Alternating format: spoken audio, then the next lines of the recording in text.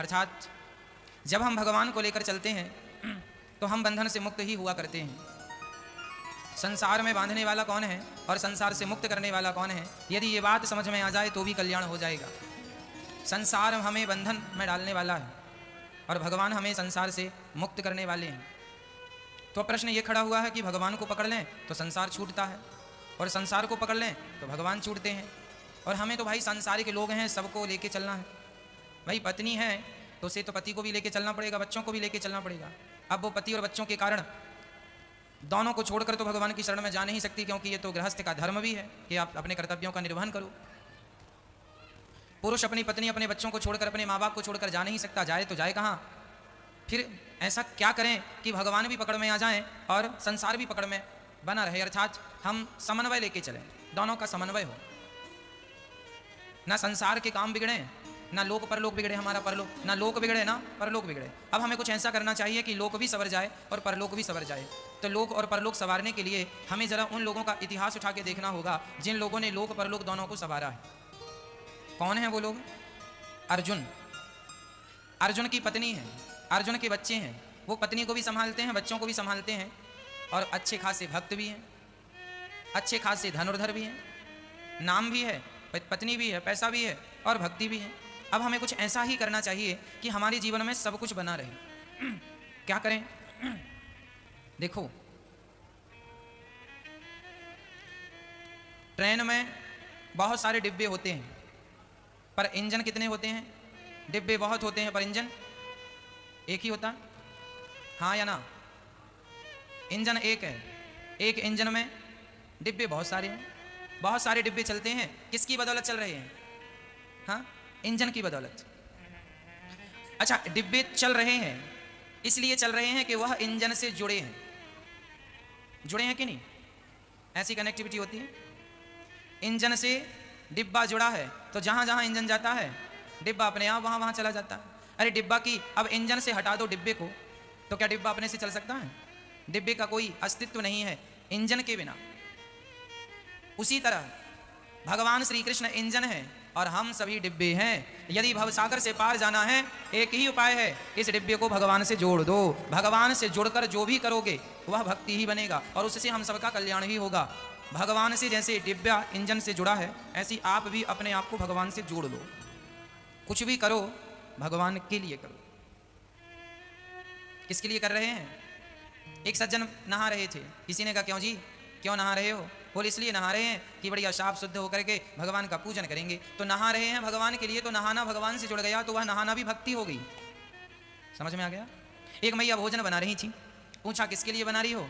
बोले आज हम अपने श्याम सुंदर के लिए भोजन बना रहे हैं, आज दाल चावल पूरी सब्जी खीर इमरती खूब खिलाएंगी आज। तो आज भोजन किसके लिए बन रहा है? भगवान के लिए। तो फिर भोजन बनाना भक्ति हो गया कि नहीं? क्योंकि वह भोजन भगवान से जुड़ गया। और आप लोग बनाते हैं, हम अपने बेटे के लिए बना रहे हैं, तो बेटे को बनाने से कोई भक्ति नहीं हो रही है, वो समय वेस्ट जा रहा है। केवल भाव बदल लोगे तो क्रिया वही होगी पर उस क्रिया का पुण्य मिलेगा। मैया जी समझ में आ रहा है? भोजन किसके लिए बनाना है? अब हमें भगवान के लिए, भाव भगवान के लिए। भोग लगाओ, फिर खाना तुम्हें ही है, भगवान तो कोई खाने आएंगे नहीं। लेकिन भाव बदल गया, केवल भाव ही तो है, जाकी रही भावना जैसी। तो भगवान भाव के भूखे हैं। मैया जी समझ में आ रहा है? एक सज्जन किसानी कर रहे थे, खेत में ट्रैक्टर चला रहे थे, ट्रैक्टर बुवाई कर रहे थे, खेत बो रहे थे, गेहूं चना सब बो रहे थे। किसी ने कहा क्यों जी ये क्या कर रहे हो? किसान ने कहा भैया जी मैं किसान हूं, ये ट्रैक्टर चला रहे हो, गेहूं बो रहे हो? बोले ना, मैं गेहूं तो बो रहा हूं लेकिन इसलिए बो रहा हूं कि जब ये फसल बढ़िया आएगी तो अपने हाथ से मैं फसल काट कर गेहूं पिसवा कर बढ़िया आटे की रोटी बनाकर अपने भगवान को इन्हीं रोटियों का भोग लगाऊंगा। तो लोग खेती भगवान से जुड़ गई, तो वह खेती का ट्रैक्टर चलाना भी भक्ति हो गया, क्योंकि वह किसके लिए हो रहा है? भगवान के लिए। और लोग कहते हैं हम खेती कर रहे हैं, हमारी खेती है, फिर ये तुम्हारा है, तो फिर भगवान की भक्ति नहीं हो सकती है। हर काम को भगवान से जोड़ दो। भगवान से जुड़ के रहोगे ना तो जीवन में कभी असफलताएं नहीं होंगी, टेंशन नहीं होगी, कष्ट नहीं होगा, उदासी नहीं होगी, कोई किसी प्रकार की बाधा विघ्न नहीं आएगा। कब? जब आप हर क्रिया को भगवान से जोड़ देंगे। एक सज्जन की फैक्ट्री थी, उनसे पूछा गया भाई ये किसकी फैक्ट्री है? उन्होंने कहा कि जब तक मेरी फैक्ट्री थी बड़ा नुकसान होता था, चलती ही नहीं थी। फिर मैंने गुरुजी से कहा, गुरुजी फैक्ट्री चलती नहीं है। तो गुरुजी ने कह दिया कि बेटा फैक्ट्री के मालिक तुम ना बनो, तुम तो कर्मचारी बन जाओ और मालिक भगवान श्री कृष्ण को बना दो। जब मालिक वो बन गए तब से मेरी फैक्ट्री एक थी अब दो हो गई। भगवान ने इसको सौंप दिया, अब सौंप दिया इस जीवन का सब भार तुम्हारे। फिर तुम्हारी फैक्ट्री चलाना भी भक्ति हो गया। अब वो फैक्ट्री के मालिक कौन है? भगवान। हो तुम ही सब कुछ, लेकिन भाव ये है कि ये मेरा नहीं है, ये सब संपत्ति सब रघुपति के आही। सब कुछ किसका है मैया जी? सब भगवान का है। किसका है मैया जी? संपत्ति सब रघुपति के आही, सब उन्हीं का। तो फैक्ट्री का मालिक कौन? मैं नहीं, भगवान।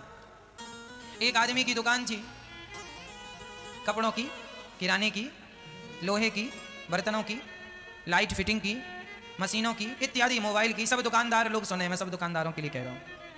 एक आपकी काहे की दुकान है वो आप समझ लेना, आप भी उसमें आ गए। एक सज्जन की दुकान थी, तो किसी ने पूछा क्यों जी ये आप दुकान में बैठे हैं? बोले ना मैं दुकान में नहीं बैठा। फिर कहाँ बैठे हो? बोले भगवान की ये दुकान है और मैं तो भगवान का नौकर बन के भगवान की चाकरी कर रहा हूँ। जो भी पैसा आता है उससे भगवान की पूजा आरती होती है। ये भगवान के लिए मैं बैठा कमा रहा हूँ, मैं अपने लिए नहीं, मैं भगवान के लिए कमा रहा हूँ। क्योंकि मैं कमाऊंगा नहीं तो फिर मेरे घर में जो गोपाल जी हैं उनको भोग कैसे लगेगा, आरती कैसे होगी, पूजा कैसे होगी, कपड़े कैसे पहनाऊंगा? तो ये जो भी हम कमाते हैं ये भगवान के लिए कर रहे हैं। और जब भगवान खाते हैं तो हम भी खा लेते हैं, भगवान पहनते हैं हम भी पहन लेते हैं। भगवान से हम हैं। अब कोई कहे हमसे भगवान है, भगवान से हम हैं, है ना? तो मैया जी, ओ मैया जी, बात समझ में आ रही है आपको? तो आज से आप लोग भोजन किसके लिए बनाया करोगी? नहाया किसके लिए करोगी? भगवान के लिए। घर का झाड़ू पोंछा बर्तन किसके लिए? ये घर भगवान का है। हम अपने घर में झाड़ू नहीं लगा रहे हैं, हम तो भगवान के मंदिर को साफ सुथरा कर रहे हैं। हमारा घर घर नहीं है, मंदिर है। हमारे घर को हम अपना घर ना समझें, ये भगवान का घर है और भगवान के घर को हमारी भाषा में मंदिर कहते हैं, है ना? तो हमारी हर क्रिया किससे जुड़े, हर काम किससे जुड़े? भगवान से। पैसे कमाओ पर वो भगवान से जुड़कर हों। फिर ये पत्नी किसकी है, ये बेटा किसका है, ये बेटी किसकी है, ये किसका है? मैं ये बताओ, ये बेटे किसके हैं? आप कहते हैं ये मेरे बेटे हैं, तो सच्ची बताओ ये बेटे आपके हैं, बेटियां आपकी हैं, फिर किसके हैं? ये ना कहा करो कि ये मेरे हैं। हम केवल आपको ये कहना चाहते हैं जहां जहां तुमने मैं जोड़ रखा है, मैं ये हूं, मेरा ये है, ना तो मेरा कुछ है ना तो मैं कुछ हूं। हम दो चीजों में बात कर रहे हैं, मैं और मेरे में। मैं कौन हूं? मैं कौन हूं? मैं कुछ नहीं हूं, जीरो हूं, मेरा कोई अस्तित्व नहीं है। मैं कौन हूं? मैं राम के चरणों का सेवक हूं, मैं श्याम सुंदर का दास हूं, मैं भगवान के चरणों की धूल हूं। मैं कौन हूं? मैं धूल हूं भगवान के चरणों की, बस ये मेरा परिचय है। अब मैं धूल हो गया, फिर मेरा कौन? मेरा परिचय क्या है? मैं कौन हूं? देखो अहंकार तब आता है जब आप अपने आप को कुछ समझते हैं। अरे मैं तो ये हूं, मैं वो हूं, फलाने की पत्नी हूं, फलाने का पति हूं, फलाने बाप का बेटा हूं, फलाना फैक्ट्री का मालिक हूं। आपने अपने आप को कुछ समझा, उसी क्षण आपको अहंकार आ जाएगा और वह अहंकार आपका सर्वनाश कर देगा। रावण का अहंकार ही तो रावण को मिटा गया। इसलिए मैं कुछ हूं ही नहीं, होऊंगा तो अहंकार आएगा ना, हूं ही नहीं। मैं कौन हूं? मैं भगवान के चरणों की धूल हूं। बोलो हे नाथ, मैं आपके चरणों की, मैं आपके चरणों की, मैं आपके चरणों की। फिर ये ना कहा करो कि मैं फलाना हूं, मैं ये हूं, मुझे नहीं जानते। ये जो तुम्हारा एटीट्यूड है ना, इसे समाप्त कर दो। मेरा परिचय क्या है? मैं गोविंद के चरणों की, मैं राधा रानी के चरणों की धूल हूं। एक बार सब लोग बोलो, हे श्याम सुंदर, मैं आपके चरणों की धूल हूं, मुझे अहंकार कभी ना देना। हे नाथ, सब देना, अहंकार ना देना। मुझे सब देना नाथ, पर अहंकार। मैं ये हूं, मैं वो हूं। जब आप कुछ मानेंगे तो अहंकार स्वाभाविक आएगा। इसलिए आज से आप अपने आप को क्या मानेंगे? मैं आपके चरणों की, इससे ज्यादा मेरी कोई हैसियत नहीं है, मेरा कोई इससे ज्यादा क्या हूं मैं? अच्छा बताओ मैं क्या हूं? सच्ची बताना भाई, आप कौन हो? हम बता दें आप कौन हो? जब हम मरेंगे तो लोग हमें जलाएंगे, आप जलोगी कि भाग जाओगी? मैया जलाएंगे तो जलोगे कि नहीं? जलेंगे हम सब, और जलने के बाद बचेगी क्या हमारी? क्या बचेगी? राख बचेगी। क्या बचेगी? राख बचेगी। और वह राख जब हवा चलेगी तो उड़ जाएगी, मुट्ठी में भर के फूंक मारो उड़ जाएगी। तो मैं हूं कौन? आज ना सही कल, कल ना सही परसों, तुम्हारा ये शरीर जो तुम्हारा 60 किलो का है, 70 किलो का है, 80 किलो का ये जो तुम्हारा शरीर है, मुट्ठी भर राख बन जाएगा। यही सच्चाई है। मानो मत मानो, मत मानो आप मेरी बात को, पर सच्चाई तो सच्चाई है। हम ऑलरेडी धूल हैं, हम ऑलरेडी राख हैं, और हम यदि राख मान लें, पहले ही से धूल मान लें तो हर्ज क्या है? क्या हर्ज है यदि हम अपने आप को गोविंद के चरणों की धूल माने तो? कितने लोग मिट्टी में मिल गए, सबकी राखें उड़ गईं, बची किसकी? ये जो तुम्हारा शरीर है मेरी माँ, कुछ दिनों के लिए तुम्हारा है, राख की ढेरी बन जाएगा। 25 रुपए के घड़े में तुम्हारी सारी राख आ जाती है। घड़े का रेट भी मैंने कन्फर्म कर लिया। आपके मरने के बाद आपके लिए 25 रुपए का घड़ा खरीदा जाएगा। हम तो कहते हैं अभी से खरीद के रख लो। उस घड़े में तुम्हारी राख भर के जाएगी। लोग कहेंगे अस्थियां जा रही हैं। हाँ, अस्थियां तो जो ऑलरेडी राख था, राख है। अच्छा, हम सारी जिंदगी एटीट्यूड में जीते हैं, हम ये हम वो हम। एक किसान खेत से आ रहा था, बैलगाड़ी में बैठा, दोनों बैलों के बीच में एक कुत्ता चल रहा था। तभी एक गधा बाजू से निकला। गधे ने कुत्ते से राम राम किया, भैया कुत्ता जी राम राम। कुत्ते ने कहा, गधे भाई साहब राम राम, कैसे हो? गधा बोला, कपड़े धो रहा हूं। तुम कैसे हो? कुत्ते ने कहा, आजकल तो मालिक ने हमें जिम्मेदारी ज्यादा दे दी, ये गाड़ी चला रहे हैं हम। गधे ने कहा, यार गाड़ी तुम नहीं चला रहे हो, ये गाड़ी तो बैल चला रहे हैं तुम। कुत्ते ने कहा, ये गाड़ी बैल नहीं चला रहे, ये बैल हमारे बॉडीगार्ड हैं, ये गाड़ी हम चला रहे हैं। मालिक इन्हें बाहर बांधता है, हमें भीतर बांधता है, ये गाड़ी हम चला रहे हैं। गधा ने कहा, अच्छा गाड़ी तुम चला रहे हो तो रुको, स्टॉप। कुत्ता रुका, अकस्मात गाड़ी भी रुक गई। कुत्ते की छाती फूल गई, सच्ची गाड़ी मैं चला रहा हूं। गधा बोला, चलो। अकस्मात गाड़ी चल पड़ी। अब तो कुत्ते को विश्वास हो गया कि गाड़ी मैं चला रहा हूं। आप बताओ, गाड़ी कौन चला रहा था? गाड़ी कौन चला रहा था? वो बैलगाड़ी थी, और बैलगाड़ी के नीचे नीचे कुत्ता चल रहा था। कुत्ता नीचे नीचे चल रहा था तो उसे लग रहा था कि गाड़ी हम चला रहे हैं, जबकि गाड़ी कौन चला रहा था? मैं ये बताओ कौन? गाड़ी तो बैल चला रहा था, चला रहे थे, लेकिन वो कुत्ता कह रहा था मैं चला रहा हूं, मैं चला रहा हूं। बुरा ना मानो तो एक बात कहूं, उस कुत्ते की तरह हालत हम सबकी है। हम सबकी गाड़ी भगवान चला रहे हैं, पर हम उस कुत्ते की तरह अहंकार करते घूम रहे हैं। हम चला रहे हैं, हम चला रहे हैं, हम ये काम कर रहे हैं, हम परिवार पाल रहे हैं, हम तुम्हें पेट भर रहे हैं। ना तुम परिवार पाल रहे हो, ना तुम किसी का पेट भर रहे हो। सच्ची बताऊं, सबके पालनहार भगवान है। यदि पृथ्वी माता हमें अनाज ना दे तो क्या खा लोगे? पैसे चबाओगे? सोना चांदी चबाओगे? पेट भर जाएगा सोना चांदी से? तुम किसान यदि खेत में बीज बोते हो ना, तो परमात्मा उस बीज को अंकुरित करता है। यदि ईश्वर अंकुरित ना करे तो तुम्हारा बोया हुआ सड़ जाएगा, वापस मिलेगा? फिर इनडायरेक्ट तुम्हारा और हमारा पेट कौन भर रहा है? बोलो मेरी माँ, भगवान। पर तुम श्रेय पूरा लेने को तैयार हो। हम पेट भर, हम ना होते तुम मर जाते। लोग ऐसा कहते हैं। अच्छा, यही कहते कहते तुम्हारे बाप दादे मर गए। हम ना होते तो तुम मर जाते। किसी के बिना किसी का कोई काम नहीं रुकता। ये जो तुम्हारा जबरदस्ती का अहंकार है, उसे समाप्त कर दो। मैं कुछ भी नहीं हूं सिवाय भगवान के चरणों की धूल के। ये ब्रज में जब लोग आते हैं ना, तो ब्रज रज को उठा उठा के मस्तक पे सजाते हैं, क्योंकि ये वही रज है जहां भगवान चले हैं इस रज में, राधा रानी चली हैं इस रज में। ये भगवान के चरणों की पवित्र धूल है, जो अपने मस्तक पे रखता है उसका कल्याण होता है। हम तो अपने आप को धूल समझें, इससे ज्यादा हैसियत क्या है? फिर भी तुम्हारा अहंकार ना जाए तो फिर हम क्या करें? गाड़ी चलाने वाले बैल थे, कुत्ता जबरदस्ती छाती पीट रहा था, मैं चला रहा। आप लोग भी जबरदस्ती छाती पीटते हैं, हम कर रहे हैं, हम कर रहे हैं। हमारे 4 बच्चे हैं, हम चारों का पालन करते हैं, हम चारों का भरण पोषण करते हैं। एक बूढ़े कह रहे थे, हमने चारों को घर बनवा के दे दिया, हमने चारों को ये दिया, चारों को वो दिया। 4 बच्चे पैदा कर लिए तो कोई गढ़ जीत लिया?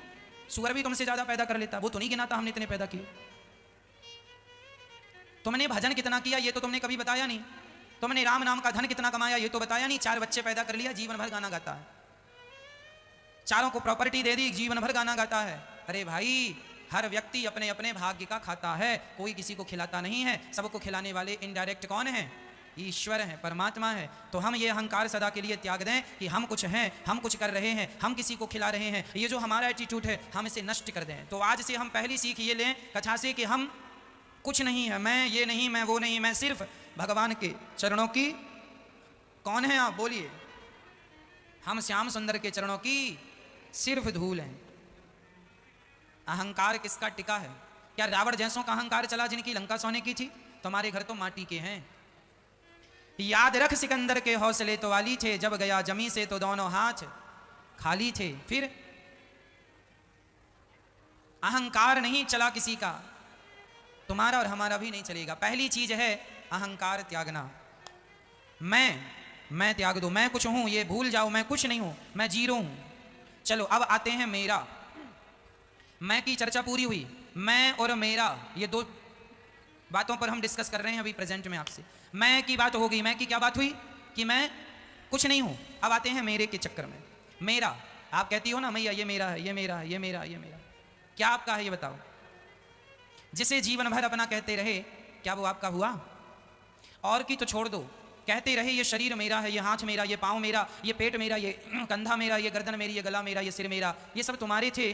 तो तुम्हारा शरीर बुढ़ा हो गया, तुम्हारे थे तो रोक लेना था ना कि क्यों भाई तुम बूढ़े क्यों हो रहे हो। शरीर में तुम्हारा अधिकार था तो आंखों में कम दिखने लगा, रोक लेना था।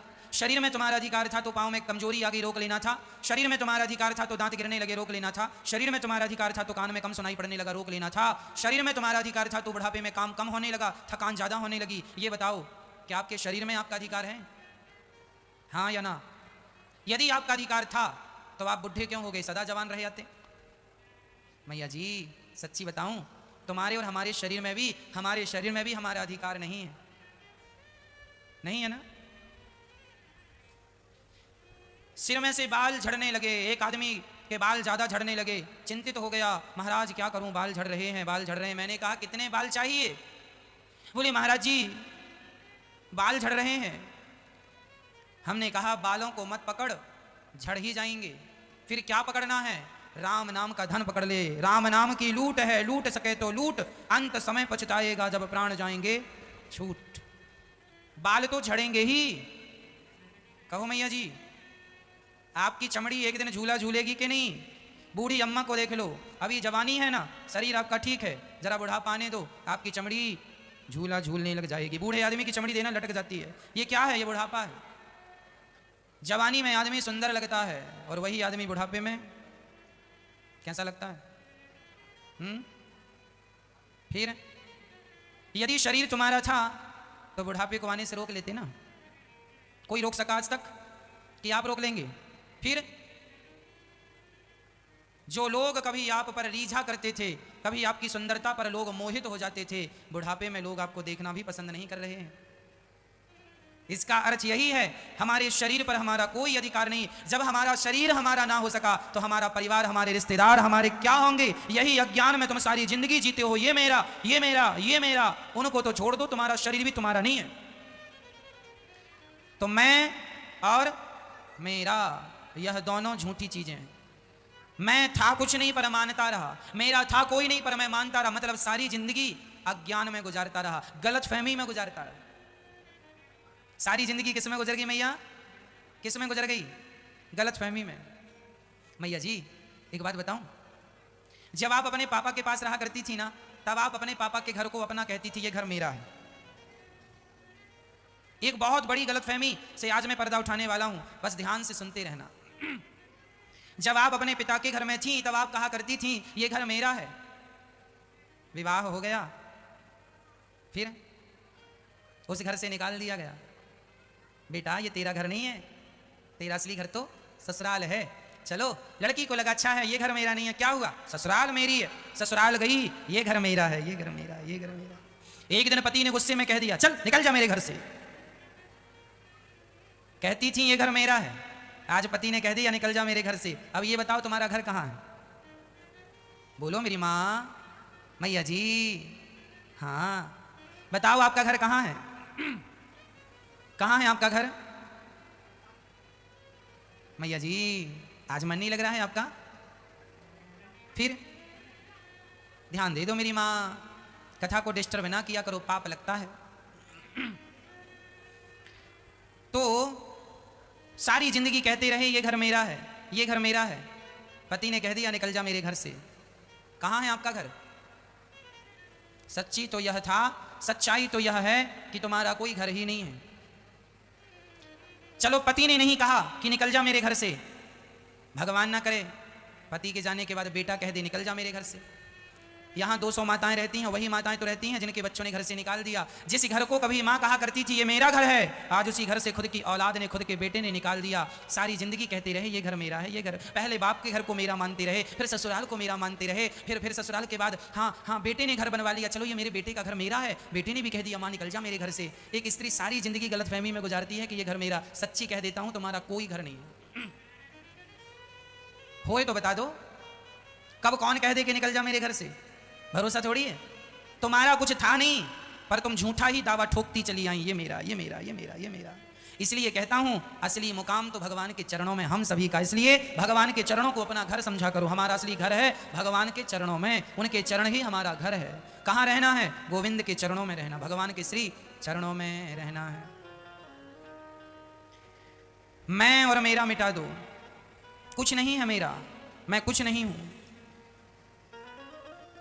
तो हमें अपने आप को भगवान से जोड़ देना चाहिए। जैसे ट्रेन के डिब्बे इंजन से जुड़े हुए होते हैं, हम भी डिब्बा हैं। हम अपने आप को परमात्मा के इंजन से अर्थात ईश्वर से जोड़ दें, नैया पार हो जाएगी। समय रहते जोड़ लेना, नहीं तो नहीं जोड़ पाए तो ना घर मिलेगा, ना घाट मिलेगा, ना घर के रहोगे। इसलिए मैया जल्दी से अपने आप को भगवान से जोड़ दो, है ना? वही हमारे हैं, बाकी कोई नहीं है मेरा। भगवान को लेकर चले, सारे बंधन से वसुदेव जी मुक्त हो गए। यदि बंधन से मुक्ति चाहते हो तो भगवान को लेकर चलना सीख लो।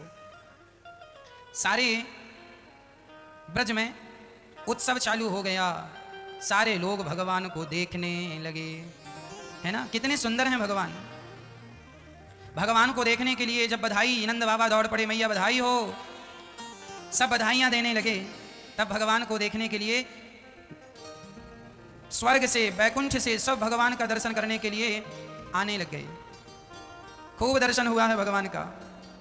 शंकर जी भी आए, नारद जी भी आए, रूप बदल बदल के सब भगवान को देखने आए। खूब दर्शन किया भगवान का, खूब आनंद लिया भगवान का। जो देखता है ना, देखता ही रह जाता है। शाम सवेरे देखूं तुझको, कितना सुंदर रूप है। हो गई पंचायत? और कर लो थोड़ी सी। नहीं मैया जी, ओ मैया थोड़ा चुप रह लो मैया, शांत रहो थोड़ी देर। या फिर आप पूरा कर लो, फिर हम चालू करें। पहले आपकी कथा पूरी हो जाए। अब हम भी बोलें और आप भी बोलो, ये तो ठीक नहीं है। इसलिए या तो आप बोलो तो हम सुने, या फिर हम बोलें तो आप सुनो। भगवान कृष्ण को मारने के लिए पूतना मौसी आ गई।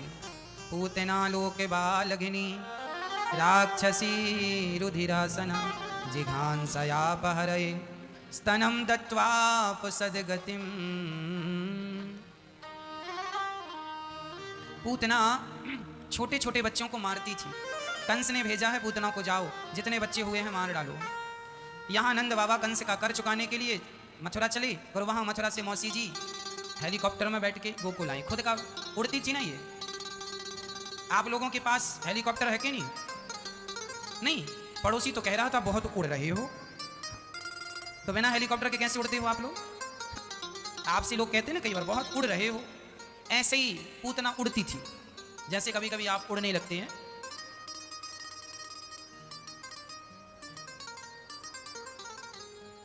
लोग सामान्य भाषा में कहते हैं ज्यादा ना उड़ो।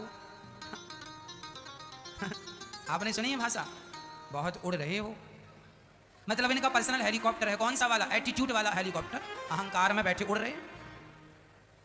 पूतना मौसी के पास भी खुद का अपना मायावी थी, माया जानती थी। राक्षस लोग भी पहले बड़े मायावी होते थे, उड़ते थे। पूतना उड़ के आई, देख रही है कहाँ उत्सव चल रहा है, कहाँ उत्सव चल रहा है, कहाँ। तो नंद उत्सव चल रहा था, नंदोत्सव।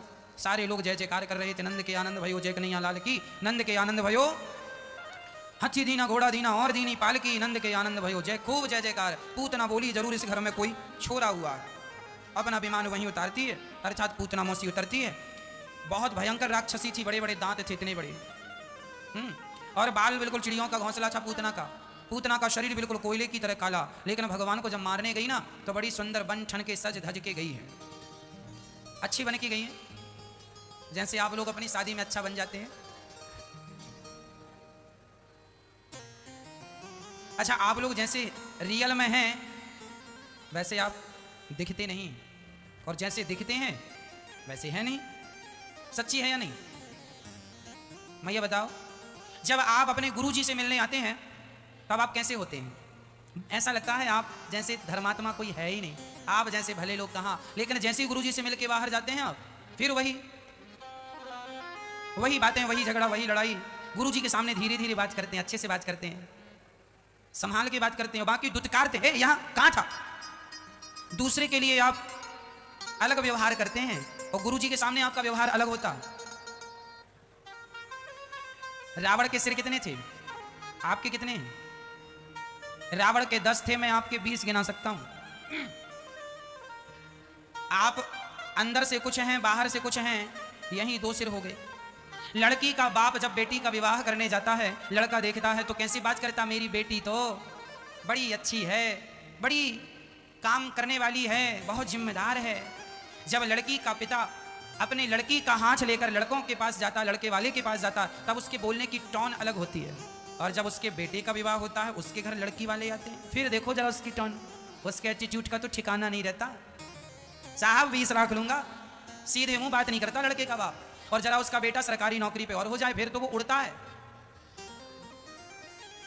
बात नहीं करता। हाँ साहब मैं तो साहब बन गया, और थोड़ी बात करेंगे तो साहब हो गए। लड़की के विवाह के समय आपका सिर कुछ और था, लड़के के विवाह में आपका सिर कुछ और, 2 सिर ये हो गए।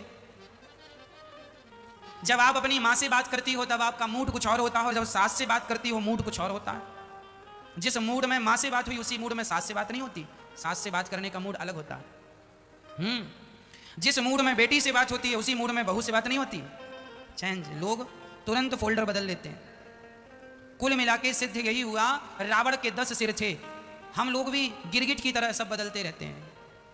इसलिए हम कहते हैं भगवान राम के 1 सिर था, रावण के 10 सिर थे। रावण जैसी बुराई उसी से मरेगी, राम जैसी अच्छाई। राम जी का 1 सिर था, राम जी एक बात किया करते थे, 2 नहीं। राम जी एक बार बोलते थे, 2 बार नहीं। और आप लोग कई बार बोलते हैं, इसलिए कहता हूं जो बोलो उसे करो, कम बोलो, अपने 1 सिर पे रहो। 10 बातें, 10 बात बदलने वाले को 10 सिर का कहते हैं। रावण भी 10 प्रकार की बातें करता, इसलिए उसे रावण का भी सिर 1 ही था। चूंकि 10 प्रकार की बातें करता था इसलिए 10 सिर का कहा जाता, दशानन। रावण का 10 सिर नहीं थे, केवल 10 सिर थे। अब सोचो 10 सिर रहे होते तो रावण मंजन ब्रश कैसे करता रहा होगा। एक वाले में हो गया, फिर दूसरे वाले में घिसता होगा, फिर तीसरे वाले, और तो सब ठीक है। सोता रहा होता तो करवट कैसे लेता ये। कभी कहता होता कि मेरे सिर में जरा तेल लगा दो, तो मंदोदरी पूछती रही होगी इस तरफ से 9वें वाले में लगाऊं कि उस तरफ से 8वें वाले में लगाऊं। हाँ? 10 सिर रहे होंगे तो झंझट नहीं रही होगी। 1 सिर आप गीला करते हैं, 2। एक मैया हमसे बोली महाराज हमारे पति 10 दिन नहीं नहाते। हम बोले 1 सिर है तो नहीं नहाते, 10 होते हैं तो भगवान जाने कभी नहाती नहीं है। रावण उसके तो 10 थे। रावण के 10 सिर नहीं थे मैया, रावण का 1 ही सिर था। उसे दशानन इसीलिए कहा जाता था क्योंकि वह 10 प्रकार की बातें करता था। आप भी 10 प्रकार की बातें करते हैं कि नहीं? मंडप के नीचे पंडित जी ने कहा था, पति मंडप के नीचे जब तुम्हारी शादी हुई ना तो वहां कुछ वचन होते हैं, पंडित जी सुनाते हैं। मांग भरता है पति, तुम्हारे गले पे मंगलसूत्र पहना था, वहां पंडित जी कहते हैं सुनो, पति की आज्ञा के बिना अब तुम्हें कहीं जाना नहीं है। पर पति से झगड़ा हुआ तो तुरंत झोला उठाए मायके चली जाती है। लो तुमसे कहा गया था मत जाना कहीं, हो तुम मानती नहीं हो। वो वाला सिर अलग था मंडप के नीचे वाला, और ये भागने वाला अलग हो गया ना। बदल रही हो ना आप लोग अपना सिर गिरगिट की तरह। हाँ जी, रावण अभी मरा नहीं है, आज बहुत सारे रावण जिंदा हैं। तब 1 ही था रावण और 1 ही थी सीता। अब तो हर गली में रावण सीता चुरा रहा है। कलयुग तो आज उल्टी गंगा बहा रहा है। ये तो कलयुग है। पहले तो लंका में रावण रहता था, अब तो घर घर में रावण है। कलयुग बैठा मार कुंडली जाऊं तो मैं कहां जाऊं, हर घर में अब रावण बैठे इतने राम कहां से लाऊं। हर घर में रावण बैठे हैं, अब इतने सारे राम कहां से आएंगे। इसलिए रावण मीन्स बुराई। अपने भीतर की बुराइयां समाप्त करो। एक बात बोला करो, किसी की मदद करने का कह दिया है सो करो, या फिर कहो मत। कह दिया और ना करना, ये 2 से हो गए आपके, 2 बातें हो गई ना। इसलिए या तो कहो मत, किसी को आसरा दो मत, और 2 तो फिर उसे निभाओ। अपने वचन पर कायम रहो, प्राण जाए पर वचन ना जाए। दशरथ जी 2 तरह की बातें नहीं करते थे, 1 तरह की बात करते थे। और आज का आदमी 2 तरह की बातें करता है, कभी कहेगा हाँ कभी कहेगा ना। कभी कहेगा हाँ आपने ऐसा कहा था, कभी कहेगा ना साहब नहीं कहा था। मुकुर आज का आदमी ने तुरंत मैट जाता, मुकुर जा, तुमने कहा ही नहीं। इसलिए ये आदमी सुखी नहीं है। ऐसे आदमी का अंत वैसे ही होगा जैसे रावण का हुआ। इसलिए आप 10 सिर वाले ना बनो, एक सिर वाले बनो। एक बात किया करो, एक बात पे कायम रहा करो, 10 बातें करने की जरूरत नहीं। पूतना लोके बालघिनी, पूतना अपना रूप बदल के आई, बड़ी कुरूपणी थी, स्वरूपणी बन के आई, बड़ी सुंदर बन के आई। अच्छा पूतना ने तन को तो सुंदर कर लिया, पर मन ज्यों का त्यों गंदा। आप लोग भी अपना तन सजाते रहते हैं, तन सजाते रहते हैं, मन में कचरा भरा है। अच्छा आप लोगों का मन साफ है या नहीं? मैया जी ओ मेरी माँ, मन साफ है? साफ है आपका मन? कपट तो नहीं है? अच्छा मन में ना लोग कपट भर के रखते हैं। कैसा कपट? आप अपने बेटे से बड़ा प्यार करती हो, पर आप अपने जेठानी के बेटे से ना उसे ऐसे देखती हो। अपनी देवरानी के बेटे ऐसे देखती खा जाएगी। अपने बेटे से प्यार और अपनी जेठानी और देवरानी के बेटे से नफरत। ये जो नफरत तुम कर रही हो, इससे उसका कुछ नहीं बिगड़ना। ये नफरत का कचरा तुम्हारे ही भीतर तो है, और ये कचरा कहीं ना कहीं तुम्हें ही नुकसान पहुंचाने वाला है। इसलिए हम कहा करते हैं किसी के प्रति नफरत ना रखो, किसी के प्रति ईर्ष्या ना रखो। अपने मन को बिल्कुल साफ सुथरा, निर्मल मन जन सो मोहि पावा। आपके अंदर किसी के प्रति ईर्ष्या द्वेष ना हो। जेठानी भी सुखी रहे और देवरानी भी सुखी रहे, और तुम भी सुखी रहो। हम क्यों किसी से जलन रखें? आज लोग ना जलते हैं। आप जरा अच्छा करो, दुश्मन 1000 खड़े हैं। आज दुश्मन बनाने नहीं पड़ते, बन जाते हैं। आप अच्छे काम करने लगो, दुश्मन बन जाएंगे। इसलिए आपका बिल्कुल मन निर्मल हो। निर्मल मन जन सो मोहि पावा। मोही कपट, ये जो कपट जैसी बुराई है।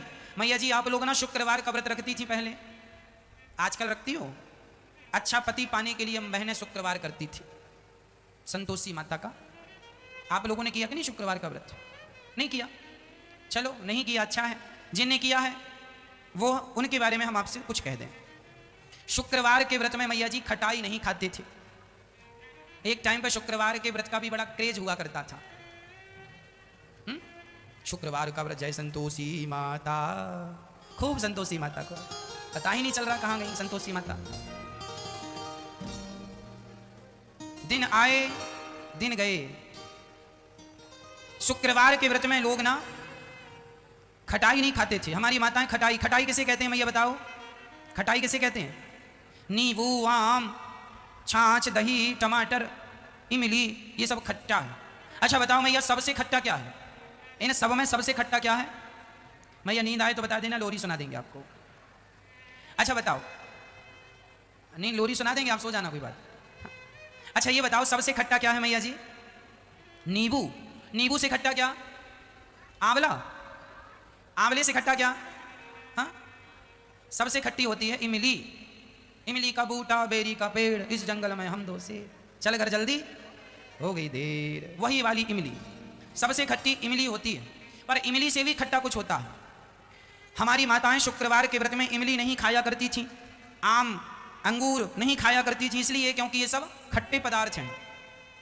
लेकिन सबसे जो खट्टा है वो तुमने शुक्रवार के व्रत में छोड़ा ही नहीं, इसलिए एक को भी संतोषी माता नहीं मिली। सबसे खट्टा जो था उस खटाई को तुमने छोड़ा ही नहीं। गोस्वामी तुलसीदास जी रामचरितमानस में लिख रहे हैं सबसे खट्टा क्या है? सुनो जरा। जल उपाय सरिस बिकाय, देखा हूं प्रीत किरीत भली, बिलग हो ही रस जाय, कपट खटाई परत पुनी।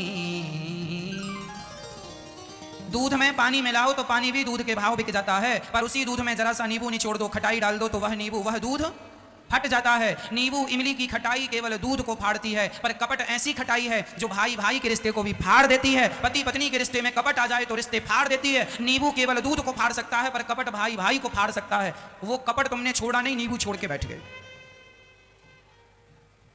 कपट छोड़ा नहीं, छूटा। कपट छूटा नहीं। ये कपट क्या है महाराज जी? कपट ये है मेरी मां कि तुम अपनी बेटी से बड़ा प्यार करती हो, मेरी बेटी, पर तुम्हारी बहू जो तुम्हें रोटी खवाती है, तुम्हारे कपड़े धोती है, तुम्हारे पांव दबाती है, उस बहू से तुम प्यार नहीं करती हो। बेटी से 100% प्यार है और बहू से 2% प्यार। यही सासू मां का कपट है। ऐसे कपटियों को भगवान पसंद नहीं करते। हाँ जी, और यही कपट बहुओं में आप अपनी मां से बहुत प्यार करती हो, माना कि 100%, तो सास से कितने %?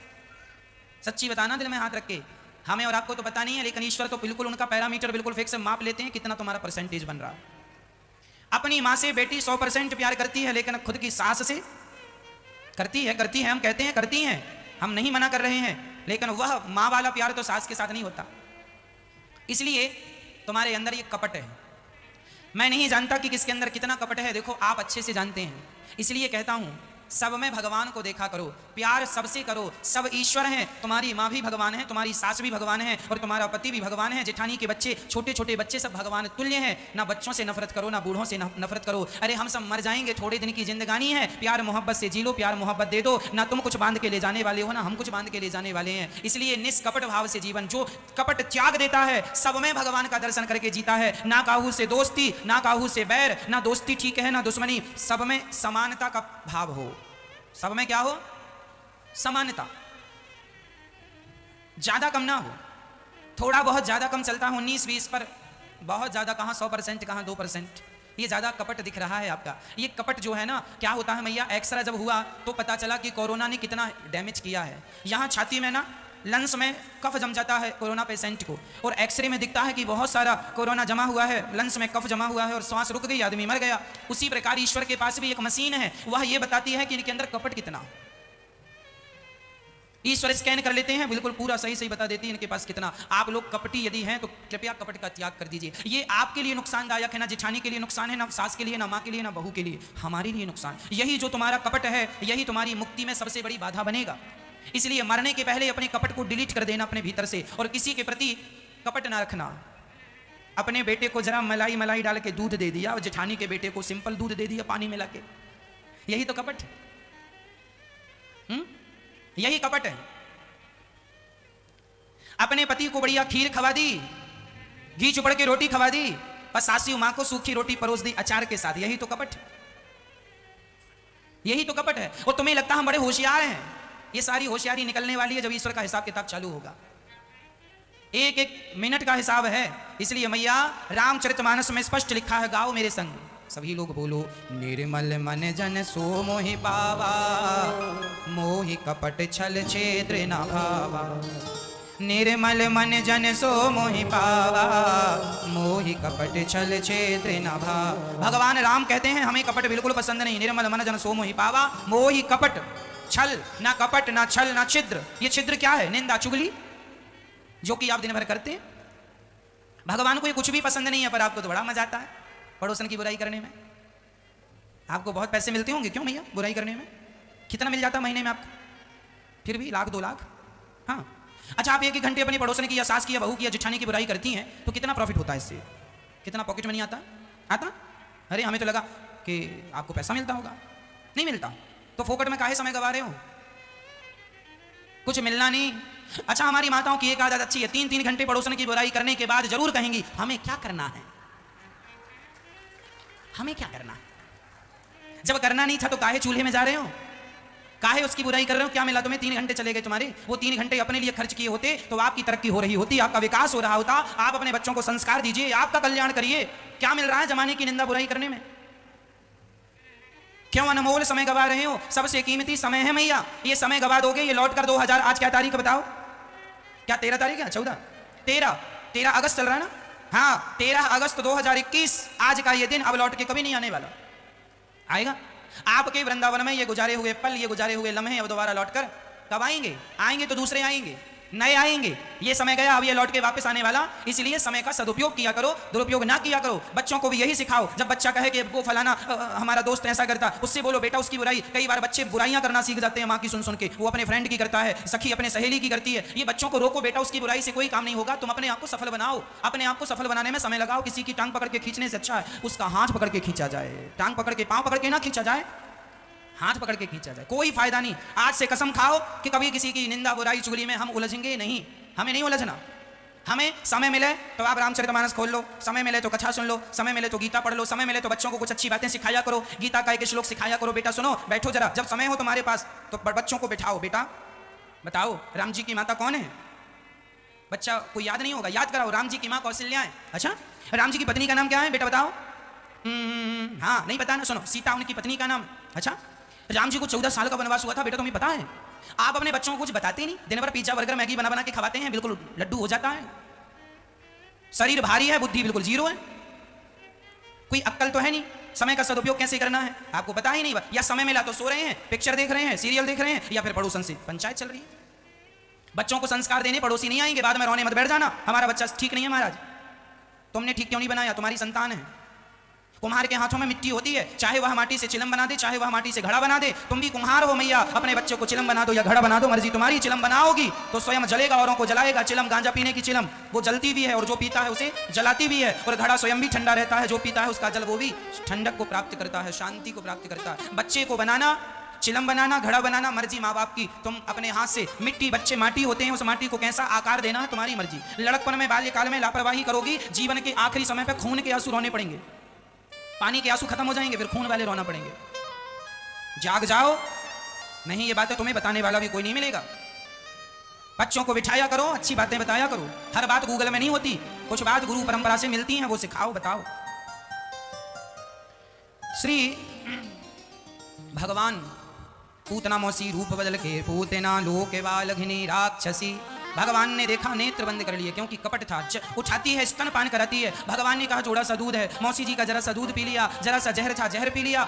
अब दूध भी खत्म, जहर भी खत्म, प्राणों को पीने लगे। भगवान को जब प्राण पीने लगे, पूतना चिल्लाई, बालक छोड़ दो, छोड़ दो, छोड़ दो। भगवान बोले, मौसी जी हम जल्दी से पकड़ते नहीं हैं, और पकड़ लेते हैं तो फिर कभी छोड़ते नहीं हैं। यहाँ पकड़ने की व्यवस्था है, छोड़ने की व्यवस्था नहीं। पूतना के प्राणों का पान कर गए, पूतना धड़ाम से जमीन पर गिर पड़ी। पूतना का उद्धार कर दिया। भगवान ने पूतना को मारा। पूतना के मरने पर यशोदा ने लाला को ले जाके गैया की पूंछ से नजर उतारा, और लाला को, अब पूतना के शरीर को नंद बाबा जब रास्ते में वसुदेव जी ने मिला, बड़ा कष्ट है, जाओ, संकट बहुत मंडरा रहे हैं। वसुदेव जी, नंद बाबा आए, पूतना के शरीर को काट काट के चिता पे रखे। पूतना के शरीर से सुगंध निकल पड़ी। देखो जरा भगवान की भगवत्ता, जो मारने आई उसे भी तार दिया। अहो बकेयं स्तनकालकूटं जिघांसयापाय यदप्यसाध्वी लेभे गतिं धात्र्युचितां ततोऽन्यं पम्बा दयालुं शरणं व्रजेम। पूतना का शरीर निर्मल हो गया, उसकी वही गति हुई जो भगवान यशोदा कौशल्या की गति। क्यों? अच्छा, भगवान ने क्यों से तार दिया? क्योंकि भगवान की नजर में कपट नहीं है ना, भगवान सबसे प्यार करते हैं। भगवान ये थोड़ी देखते हैं, अच्छा जो गति राम जी ने अपने पिता दशरथ जी की वही गति राम जी ने रावण की भी की। राम जी की नजर में कोई दुश्मन नहीं है, उसी तरह आपकी नजर में भी कोई दुश्मन ना हो। सबसे प्यार किया करो, किसी के प्रति दुर्व्यवहार ना रखा करो, सबसे प्यार करना चाहिए। लोग ना कपट रख लेते हैं, इससे कपट उससे कपट। अच्छा, लोग कहते कुछ हैं करते कुछ हैं। एक सज्जन हमसे बोले, महाराज, उनका जो नौकर था काम करने वाला, वो कहते महाराज जी ये तो हमारे बेटे से बढ़कर है। आप लोग भी ना कई बार अपने काम करने वालों को कहते हैं ये तो हमारे बच्चों की तरह है, ये तो हमारा बेटा है, हमारे बेटों से बढ़ के है। ये लोग कहते हैं कि नहीं? हाँ या ना जवाब दो। कहते हैं? अब सुनना जरा इससे आगे। लोग कहते हैं नौकर को ये मेरा बेटा है, बेटे से बढ़कर है। अच्छा, बेटा है तो उससे भी संपत्ति का हिस्सा दो। नहीं, संपत्ति का हिस्सा नहीं देंगे, बेटा है। फिर काहे बेटा कह रहे हो? इसका मतलब है तुम्हारी कथनी, तुम्हारी करनी, तुम्हारा कहना और तुम्हारा करना अलग अलग है। यही कपट है। कह रहे हो मेरा बेटा है, पर जब देने का नंबर आया ना, बेटे को देंगे। फिर इसलिए कहा करता हूं ये कपट त्याग दो। पूतना मौसी जब भगवान की शरण में आई, नेत्र बंद कर लिए थे भगवान ने पूतना को देखकर। क्यों? क्योंकि पूतना का तन सुंदर था, मन सुंदर नहीं था। जिसका तन सुंदर होगा, मन सुंदर नहीं होगा, ऐसों को भगवान देखना भी पसंद नहीं करते। इसलिए तन को नहीं, मन को सजाओ। पूतना का उद्धार हो गया। बोलिए भक्तवत्सल भगवान की। भगवान ने एक दिन करवट बदले, और बड़ा उत्सव मनाया गया। करवट बदलने के बाद शकटासुर आया। भगवान ने शकटासुर को छकड़े में आकर बैठा, शकटासुर का उद्धार किया। उसके बाद तृणावर्त आया, भगवान ने तृणावर्त को मार गिराया। उसके बाद भगवान के गर्गाचार्य जी गुरु जी आए और भगवान का नामकरण संस्कार संपन्न हुआ। हमारे सनातन धर्म में संस्कार होते हैं। यदि हमारे जीवन में संस्कार नहीं है तो हमारा जीवन किसी काम का नहीं है। याद रखना मेरी माँ, पेड़ में फल और पेड़ में पत्ते और पेड़ में फूल तब तक लगेंगे जब तक जड़ें मजबूत होंगी। और जरा जड़ें कमजोर हो गई तो ना फल आने वाले हैं, ना फूल आने वाले हैं, ना पत्ते। देखते देखते पेड़ सूख जाता। समझ में आया? ये जो हमारे संस्कार हैं वह हमारे जीवन की जड़ है। आपके संस्कार क्या है मैया जी? क्या है बताओ? जड़। मूल तो संस्कार ही है ना। यदि आपके पास संस्कार की जड़ें मजबूत हैं तो आप वजनदार हैं, आप में फल भी लगेंगे, फूल भी। आपके जीवन में सारी खुशियां होंगी, सारी समृद्धियां होंगी, तरक्की करेंगे। कब? जब संस्कार स्ट्रांग होंगे, मजबूत होंगे तब। इसलिए संस्कारों का विशेष ख्याल हमें सबको रखना चाहिए। संस्कार जरूरी है। हमारे संस्कार अच्छे होंगे तो हमसे लोग परेशान नहीं होंगे। यदि हमारे संस्कार बुरे हैं तो हमसे आप परेशान होंगे। एक गलत आदमी के हाथ में यदि पावर चला जाए तो वह सारे गांव को परेशान करता है कि नहीं? फिर यदि वह संस्कारी होता तो उससे वह भी प्रसन्न होता, उससे और भी प्रसन्न होते। पर वह गलत व्यक्ति कुसंस्कारी है। इसलिए सबसे पहली चीज है संस्कार। अच्छा, आप लोग अपने बच्चों को संस्कार दे रहे हैं या नहीं? लापरवाही तो नहीं कर रहे हैं? संस्कार जरूर दीजिएगा। संस्कार अर्थ यह होता है कि आपके बच्चे खूब मेहनत करें और खूब पैसा कमाएं, खूब अच्छे से बात करें। बात करने का ढंग सिखाओ बच्चों को, कैसे बात करना चाहिए। ज़्यादा बड़े हो जाने के बाद अहंकार नहीं करना चाहिए। सामान्य जीवन जिया करो, सादा जीवन, उच्च विचार। तरक्की कर जाना अच्छी बात है, लेकिन तरक्की करके अपने अतीत को भूल जाना ये बुरी बात है। अपने उस दिन को भूल जाना ये तो अच्छा नहीं है। इसलिए सबकी इज्जत किया करो। अच्छा, आप लोग गरीबों की इज्जत करते हैं कि नहीं? नहीं करते? किया करो, गरीबों की इज्जत किया करो। जो आदमी लाचार है, बेबस है, उसके दर्द को, उसकी पीड़ा को जरूर समझा करो। इग्नोर ना किया करो, समझा करो। इसलिए प्यार मोहब्बत सबसे जरूरी है, संस्कार सबसे जरूरी है। बच्चों को इतने अच्छे संस्कार देना मैया कि उस बच्चे से कोई दुखी ना हो। चलो आज तो आप लोग संस्कार दे के कल मर जाओगे, माँ बाप मर जाएंगे, पर उस बच्चे को तो रहना है ना। तो ऐसे संस्कार दे के चले जाओ कि जीवन भर इससे कोई दुखी ना हो। जो भी आवे इससे मिले वह प्रसन्न हो। वाह क्या बढ़िया बात करता है। आपके बच्चों को बात करना सिखाया करो, अपने से बड़ों से कैसे। आजकल के बच्चों को बड़ों से बात करने की तमीज नहीं है, कैसे बात करनी चाहिए। गलत शब्दों का प्रयोग करके बात करते हैं। बहुत सारे लोग ना गालियों के बिना बात नहीं करते। कुछ लोग अपनी बातों में रे और बे शब्द का प्रयोग करते हैं। रे और बे, क्यों बे, हाँ क्यों रे, ये जो शब्द हैं यह शिष्टाचार नहीं दर्शाता, ये शिष्टाचार के विरुद्ध है। आप कैसे हैं, आप कहाँ से आए हैं, क्यों आए हैं आप, आपके आने का उद्देश्य क्या है, हेतु क्या है।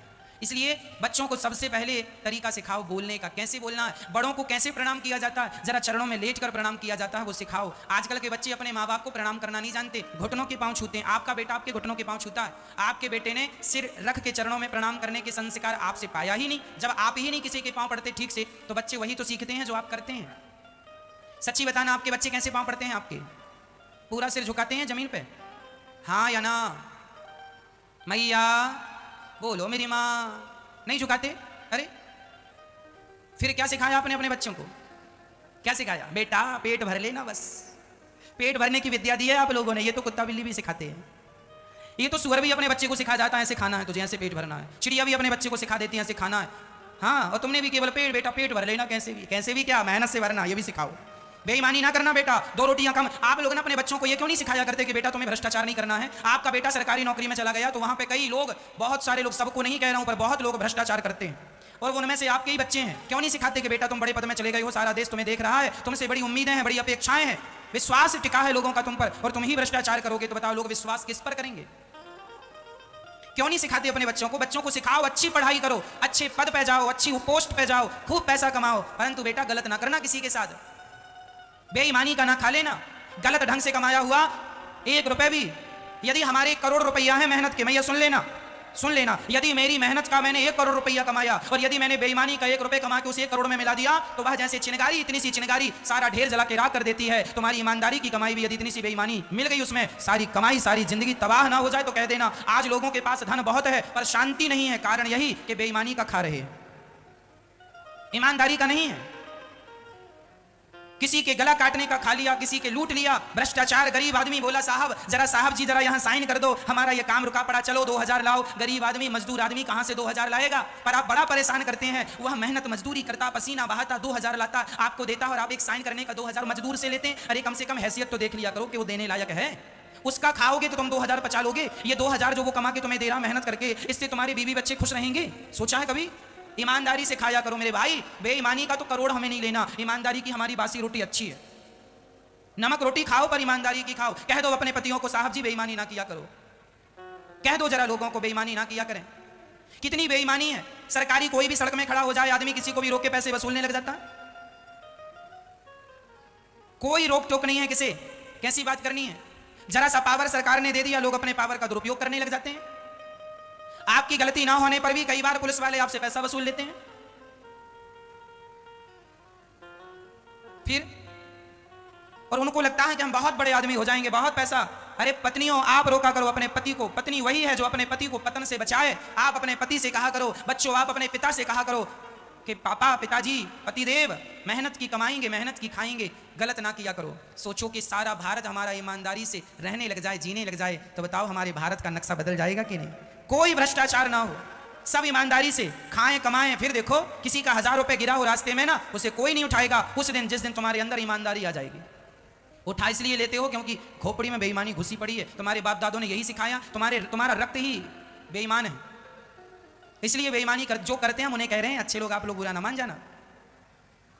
हाँ, तुम्हारे ब्लड में बेईमानी घुस चुकी है, साफ करने में टाइम लगेगा, इसलिए मेहनत करो ईमानदारी से। आज लोग ना इतने ज्यादा पथ भ्रष्ट हो गए हैं, लड़की के पिता से कह देते हैं हमें 10 लाख चाहिए, 20 लाख चाहिए। दहेज प्रथा खूब फल फूल रही है भारत में, केवल भारत में ही। आप बताओ दुनिया के किसी भी देश में दहेज जैसी चर्चाएं हो तो बताओ। दहेज कोई जानता भी नहीं भारत के बाहर दहेज क्या होता है ना? अन्य देशों में दहेज नहीं है पर भारत में दहेज है, क्योंकि यहां रक्त ही थोड़ा सा दूषित हो चुका है। लोगों को लगता है हम मांग लेंगे तो बड़े आदमी हो जाएंगे। अरे मांगने से आज तक कोई बड़ा आदमी हुआ है? मांगने से नहीं होगा, फिर कैसे होगा? कमाओ, मन लगा के पसीना बहाओ, इससे तुम्हारी इज्जत बढ़ेगी, नाम बढ़ेगा, धन बढ़ेगा। क्या भिखमंगों की तरह मांगने चले आए? ससुर जी गाड़ी दे दो, ससुर जी गाड़ी चाहिए। हाँ, तुम में ताकत नहीं है कि गाड़ी खरीद लो? जब ताकत नहीं है, हैसियत नहीं है, तो सपने क्यों देख रहे हो? अपने बलबूते सपने देखा करो, ससुर के बल पे क्या सपने देख रहे हो? जंगल का शेर अपना शिकार खुद करता है, सर्कस का शेर जो है ना वो मांस मालिक के टुकड़ों पर पलने का आदी हो जाता। सर्कस का शेर शिकार नहीं करता, वह मालिक के टुकड़ों पर पलता है, और जंगल का शेर अपना शिकार खुद करता है। आपके बच्चों को आप सर्कस का शेर बना रहे हैं या जंगल का शेर बना रहे हैं, मर्जी आपकी। यदि आपके बच्चे यदि टुकड़ों पर पल रहे हैं, ससुर जी के टुकड़ों पर, बाप के टुकड़ों पर, तो ये सर्कस का शेर है। अरे जंगल का शेर तो वही है जो अपनी मेहनत से अपने परिवार का पालन करता हो, अपने माँ बाप से कहता हो हम कमा के खिलाएंगे, आपको काम करने की बुढ़ापे में जरूरत नहीं है। शेर बनो तो जंगल के, क्या सर्कस के शेर बना दिए अपने बच्चों को, भिखमंगे बना दिए बच्चों। ससुर जी गाड़ी दे दो, हाँ दहेज दे दो। लज्जा भी नहीं आती लोगों को, फिर भी ऐसे सिर उठा के छाती फुला के। कोई और होता तुम्हारी जगह मर जाता चुल्लू भर पानी में, तुम मरे भी नहीं, छाती और फुला रहे हैं। दहेज मांगने के बाद भी नहीं मरे ये। शास्त्र कहते हैं मांगे से मरना भला, मत मांगो कोई भीख, बिन मांगे मोती मिले यह सतगुरु की सीख। इसलिए कहा करता हूं मेरी माँ, बच्चों को इतना योग्य बना देना, इतना योग्य बना देना, इतने बढ़िया संस्कार दे देना कि उन्हें किसी के सामने कभी हाथ फैलाने की जरूरत ना आन पड़े। बेटा गाड़ी चाहिए, अपनी मेहनत से कमाओ। लड़की का पिता जो दे दे बिना मांगे वो ले लो, डिमांड ना करो ये चाहिए वो चाहिए। क्या मांगते रहते हो भिखारियों की तरह? इज्जतदारी से जिया करो, स्वाभिमानी व्यक्ति बनो। क्या भिखमंगे बन गए? दे दो दे दो दे दो। आप लोगों ने तो दहेज नहीं लिया, लिया हो तो लिखवा लेना गेट के सामने, भिखमंगे का घर यही है। और लेने का प्लान हो तो माथे पे गुदने से गुदवा लेना, हम बहुत बड़े भिखमंगा हैं। क्योंकि दहेज मांगने वाला भिखारी नहीं होता, भिखारी तो वो होते हैं जो मंदिर के बाहर मांगते हैं। वो तो बेचारे 10 रुपए मांगते हैं, 20 रुपए मांगते हैं, पर ये भिखमंगी तो लाखों मांगते हैं। ससुर की हैसियत ना हो तो घर बेच के देना पड़ता है, देना। यदि दहेज नहीं देते ना माँ बाप तो कई बेटियों को जिंदा जला दिया जाता है। आज भी हिंदुस्तान में बेटियों पर अत्याचार दहेज के कारण, इतनी पढ़ी लिखी समाज है, 21वीं सदी में जी रहे हो, फिर भी दहेज के नाम पर हमारे भारत में बेटियां जलाई जाती हैं, फांसी पर लटकाई जाती हैं, जहर देके मारा जाता है। आज 21वीं सदी में भी दहेज के नाम पर लोगों को मरना पड़ता है। ये मांगने वाले जब तक नहीं अपनी सोच बदलेंगे तब तक ये व्यवस्थाएं ठीक नहीं होंगी। भारत बहुत अभी अव्यवस्था फैली हुई है, इसे व्यवस्थित करने के लिए तरीके चाहिए, और वो तरीके अभी तक किसी के पास है नहीं। यही अच्छा तरीका है कि आप अपने बच्चों को संस्कार दे दो। बस संस्कारहीन हो जाएंगे बच्चे तो आपको भी रुलाएंगे, खुद भी रोएंगे। कहते हैं हमारे यहां कहावत है कि पुत्र कुपुत्र तो क्यों धन संचय, और पुत्र सुपुत्र तो क्यों धन संचय। अर्थात बेटा लायक है तो उसके लिए कमाने की जरूरत नहीं है, लायक है तो खुद से कमा लेगा। और बेटा नालायक है तो भी उसके लिए कमाने की जरूरत नहीं है, नालायक है तो कमा के रख दोगे, सारा उड़ा देगा। तो बताओ बच्चों को क्या देना जरूरी है, पैसा या संस्कार? बोलो मेरी माँ। तो आपने दिए? आपने तो दहेज नहीं लिया। नहीं लिया तो अच्छा है, और लिया हो तो शाम को दर्पण में देख लेना अपना मुंह।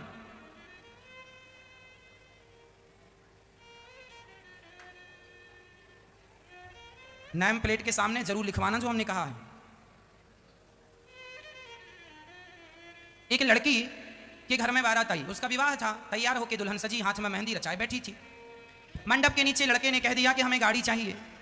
लड़की ने सुना, तुरंत खड़ी हो गई, कहती है हमें इस लड़के से विवाह नहीं करना। बाप ने कहा क्यों? पिताजी गाड़ी मांग रहा है ये, हम इसके साथ विवाह, गाड़ी की तो कोई बातचीत हुई नहीं, पहले तो ये था कि नहीं हमें कुछ नहीं चाहिए जो आप देंगे, पर ये तो मुंह फाड़ते ही जा रहा है कि हमें गाड़ी चाहिए। लड़की ने कहा हमें इस लड़के से विवाह करना नहीं, हम किसी सामान्य गरीब व्यक्ति से विवाह कर लेंगे, ये भिखमंगे लोगों से क्या विवाह करना। जो आज गाड़ी मांग रहे हैं कल ना जाने क्या मांगते हैं, जो मांगने वाले हैं वो तो भिखारी भिखमंगे हैं, वो रिश्ते क्या निभाएंगे, रिश्ते ये लोग नहीं निभा सकते मेरी माँ। इसलिए उस लड़की ने कहा हम विवाह करेंगे नहीं ऐसे आदमी से। खड़ी हो गई भारत, खाली लौट कर चली गई, नहीं किया। भारत की लड़की को जागना होगा। और आप लोग भी ना जरा बड़ा लड़का ना ढूंढा करो, जितना बड़ा आदमी होता उतना पैसा मांगता। सामान्य लोग भी पैसा मांगते हैं, ऐसा नहीं है, पर ऐसे आदमी से शादी कर लो जो आपके उतने धन में ही संतुष्ट हो जाए। विचार करके विवाह करना, कुल मिला के ये है। भिखमंगों को बेटियां ना देना। गर्गाचार्य जी ने नाम यशोदा आपके पुत्र का नाम होगा, राम पर बल अधिक होने से बलराम कहा जाएगा। और ये रोहिणी का बेटा, आपके पुत्र का नाम बलराम, यशोदा आपके बेटे का नाम कर्स्यतिथि कृष्ण, इनका नाम कृष्ण कन्हैया होगा। बोलिए कृष्ण कन्हैया लाल की। अब भगवान छोड़ा बड़े हुए, भगवान की लीलाएं चालू हुई, घुटनों के बल भगवान चलने लगे। अश्री पिताजी, माताश्री माताजी, मैया, ये शब्द ठीक है। पापा ना कहा करो, पापा पाप आ पाप आ पापा, क्यों बुला रहे हो पाप को? पाप को ना बुलाओ। पिताजी, पिताजी कहने में क्या बुराई? अच्छा कहीं बुराई? हम भारत के लोग हैं और ये पापा मम्मी शब्द हमारे हिंदी का नहीं है? फिर ये पापा मम्मी हमारी अपनी सामान्य हिंदी भाषा थोड़ी है। अरे हमारी भाषा है माताश्री पिताश्री मैया माँ, दादाजी काका जी काकी जी चाचा जी चाची जी, ये हमारी भाषा है। अंकल जी आंटी जी हमारी भाषा थोड़ी है। हमारे यहां सबका नाम है, हमारे यहां सबका नाम है। ये चाची है, ये मौसी है, ये बुआ है, ये ताई है, ये नानी है, ये माँ है, ये भाई है, ये भौजाई है, ये भतीजा है, ये साला है। पर इंग्लिश में इतनी व्यवस्थाएं नहीं, इसलिए वह इंग्लिश देश के लोग यदि मम्मी और पापा कहें तो चलो उनका अपना ठीक है, पर तुम तो समझदार हो, तुम तो भारतीय आदमी हो, शुद्ध भारत के हो। माँ कहा करो, मैया कहा करो। मम्मी मम्मी कहते हो, जिंदा मम्मी को मार देते हो, हत्या नहीं लगेगी और मर जाएगी तुम्हारी मम्मी ऐसे में जल्दी से।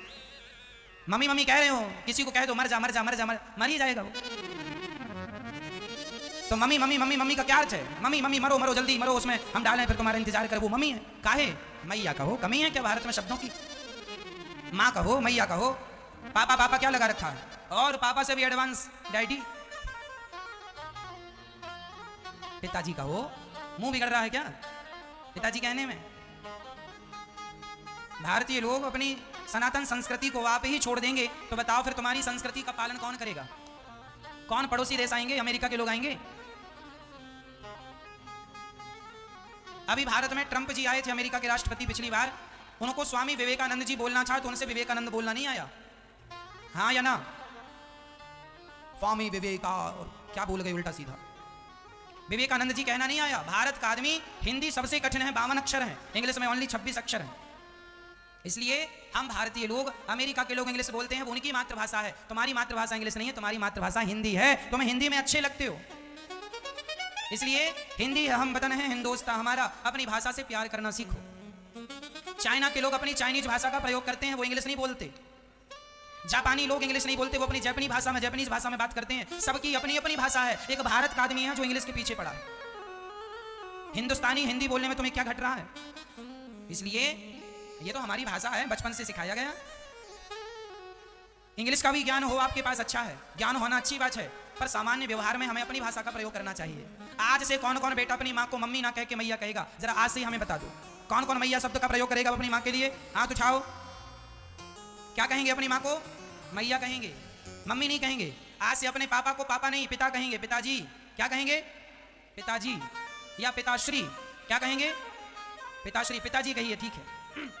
तो आप लोग आज से मम्मी और पापा डिलीट करके मैया और पिताजी, इतना सीख लो, अच्छा होगा। बहुत अच्छा लगेगा आपके मुंह से जब आप कहेंगे मैया। हम आपको मैया कहते हैं, अच्छा लगता है कि नहीं? हाँ मैया जी, ओ मैया, अच्छा लगता है। फिर अब हम भी आपको कहें मम्मी, मदर, ये कोई शब्द है ना? मैया। हनुमान जी लंका गए तो वहां पर एक सुरसा नाम की राक्षसी मिली, हनुमान जी ने उसे भी मैया कहा। सत्य कहूं मोहि जानते माई, माई, मैया, जाने दे मैया, जाने दे। एक अपनापन है, एक प्यारा शब्द है, इसलिए अपनी माँ, अपनी मैया, ये प्यारे प्यारे शब्दों का प्रयोग किया। इसलिए ये दास अनिरुद्ध अपनी सारी माँओं को मैया कहता है। मैया, हमारी 200 माता यहाँ गौरी गोपाल वृद्धाश्रम में रहती हैं। हम प्रत्येक माँ को मैया शब्द से संबोधित करते हैं। मैया कैसी हो, मैया ठीक हो, मैया सब कुशल है, हम मैया कहते हैं।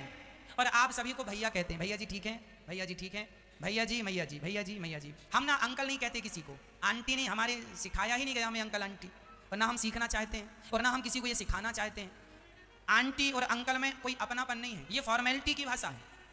जबकि हमारी सामान्य हिंदी भाषा में एक अटैचमेंट होता है। भैया जी, अच्छा लग रहा है ना, भैया जी आप कैसे हैं, अच्छा लगा ना। अब अंकल आप कैसे हैं, अच्छा लग रहा है। मैया जी आप कैसी हैं, बहन आप कैसी हो, और आंटी आप कैसी हो, नहीं लग रहा ना। ये जो बोलने का तरीका है ना मेरी माँ, एक अपनापन, ये भाषा ही हमें इंप्रेस करती है, हमारे शब्द ही सामने वाले को इंप्रेस करते हैं। आकर्षण कहाँ से होता है, आपकी भाषा से, आपके शब्दों से। आप कितना अच्छा बोलते हैं, आप कितना अच्छा व्यवहार करते हैं, आपके शब्दों में कितना प्यार है। देखो, राम राम सब कहते हैं, लेकिन जब भक्त राम राम कहता है ना, उसके राम में एक अजीब सा एक अपनापन होता है, एक प्यार होता है, कशिश होती है ना, एक प्यार। राम राम तो सब कहते हैं, लेकिन जैसे मीराबाई कहती थी कि पायो जी मैंने राम रतन धन पायो। ये राम, देखो राम राम कह देना अलग है, लेकिन उस राम को अपना मानकर वो राम कहना, राम है ना। कई बार ना हम आपको कहते हैं, आपका अपना बेटा आपको बोलता है मैया मैया मैया, लेकिन जब कभी बेटा बड़ा संकट में आता है ना, तो उसके मुंह से जब वो मैया निकलता है, तो वो मैया अलग होता है, वो शब्द अलग होता है, वो अलग भाव से निकलता है, वो अंदर से निकलता है। तो ये जो भाव से सने हुए शब्द होते हैं, वाक्य होते हैं, यह बहुत महत्वपूर्ण होते हैं। राम राम सब कोई कहे, दशरथ कहे ना कोई, एक बार दशरथ कहे सो कोटि यज्ञ फल होए। राम राम तो सब रट रहे हैं, जब 10 इंद्रियों को साध कर एक बार कोई राम नाम बोलेगा, तो उस एक नाम से कल्याण हो जाएगा, वह नाम मीठा होगा, है ना। अच्छा ये बताओ, आपको चाची कोई बोलता है कि नहीं, आपके अड़ोस पड़ोस में, घर परिवार में चाची बोलता है, काकी बोलता है। जब आपको कोई चाची बोलता है ना, काकी कहता है ना, तो दूर का आदमी जो पहली बार आपको काकी कह के बुलाएगा, उसके काकी में उतना प्रभाव नहीं होगा उस शब्द में, पर जो आपसे जुड़ा हुआ व्यक्ति होगा, जब वो आपको कहेगा काकी, तो वो एक चाची, तो वो एक अटैचमेंट के साथ होता है, चाची काकी। हाँ, मैं जो कह रहा हूँ वो मैं फील की बात कर रहा हूँ, मैं शब्दों की बात नहीं कर रहा हूँ, फीलिंग की बात है ये। पता नहीं आपको समझ में आ रही है, फीलिंग है, ये भाव है। मैं ये भाव की बात कर रहा हूँ कि क्या भाव होता है। मैं आपको भाव से जब कहता हूँ मैया, आपको अच्छा लगता है। मैया कहने वाले तो बहुत होंगे आपको, पर जब हम आपको मैया कहते हैं, आपको अच्छा लगता है। इसलिए अच्छा लगता है क्योंकि हम पूरे प्रेम, पूरे भाव से आपको मैया कहते हैं, आपको मैया मान कर मैया कहते हैं। फॉर्मेलिटी नहीं निभाते कि मैया केवल कह देना, रियल हम आपको अपनी माँ की दृष्टि से देखते हैं, फिर आपको मैया कहते हैं। तो वो देख लिया, वो भाव बन गया, तो अटैचमेंट हो गया, फिर वो आपको अच्छा लगा, क्योंकि वो रियल मैया हो गए। वो कोई कह दे मैया चलो चलो चलो मैया ना, वो अटैचमेंट नहीं होगा। अब कोई बिहारी जी के मंदिर में कहे चलो मैया आगे बढ़ो, चलो मैया आगे बढ़ो, मैया आगे बढ़ो, उसके मैया कहने में कोई प्रभाव नहीं है। लेकिन कोई प्यार से आपको मैया कहे तो आप जरूर पलट के देखेंगे। बस ये प्यार है, ये भाव है, ये फीलिंग है, ये सबके बस की नहीं है। इसलिए आप जरा भाव से कहा करो। हाँ, बस ये दास अनिरुद्ध अपनी माँ को मैया कहता है। बस ये माएँ गौरी गोपाल वृद्धाश्रम में इस विश्वास से आती हैं कि घर में सेवा भले ना हो, घर के बच्चे भले ना सुने, पर ये दास अनिरुद्ध हमारा बेटा जरूर सुनेगा। और ये दास अनिरुद्ध मैं आपको बता दूं, सच्चे मन से, सच्चे भाव से अपनी माँ की तरह इन माओं की यहाँ सेवा हो रही है। आप भी आकर इन माओं का दर्शन करें। गौरी गोपाल वृद्धाश्रम में 200+ माताएं रहती हैं, अर्थात 200 से भी अधिक यहाँ माताएं रहती हैं। और ये दास अनिरुद्ध प्रत्येक माँ की सेवा बड़ी जिम्मेदारी से करता है। हर माँ की सेवा हमारा फर्ज है, हमारा धर्म है। आपसे प्रार्थना करता हूँ कि यदि आप भी इन माँओं की पीड़ा को, इन माँओं के दर्द को समझते हैं, तो आप भी इन माँओं की सेवा के लिए अपने ये हाथ जरूर बढ़ाएं, जो हाथ ईश्वर ने आपको दे रखे। जब हमारा धन, हमारा मन, हमारा जीवन सेवा से जुड़ता है ना, तो ईश्वर बड़े प्रसन्न होते हैं। इन माँओं का दर्द, इन माँओं की पीड़ा मैं आपको क्या बताऊँ, क्या समझाऊँ भक्तों। जब यहाँ फ़ोन लगाया जाता है ना माँओं के बच्चों को, और कहा जाता है कि आप आ रहे हैं क्या अपनी माँ को देखने के लिए, तो वो कहते हैं हम देखने भी नहीं आएंगे अपनी माँ को। एक सज्जन ने तो कह दिया हमारी माँ मर जाए तो लाश भिजवा देना। फिर हमने मैया से बताया, मैया आपका बेटा कह रहा था मर जाए तो लाश भिजवा देना। मैया बोली बेटा फिर लाश क्यों भिजवाओगे, आप तो यहीं हमें रखना, हम वृंदावन, हमारा मरा हुआ शरीर भी वृंदावन के बाहर ना ले जाना। जो जिंदा में हमारे शरीर को ना देखा, वो हमारे मरे हुए शरीर को क्या करेगा देख के। ऐसे बेटे जो अपनी माँ के शरीर को कहते हैं मर जाए तो भेज देना, मतलब जिंदा है तब तक गिलास पर पानी नहीं देंगे, मर जाएंगी तो भेज देना। फिर क्यों भेजेंगे। इसलिए प्रार्थना करता हूं अपनी माँ से विशेष प्रेम किया करो।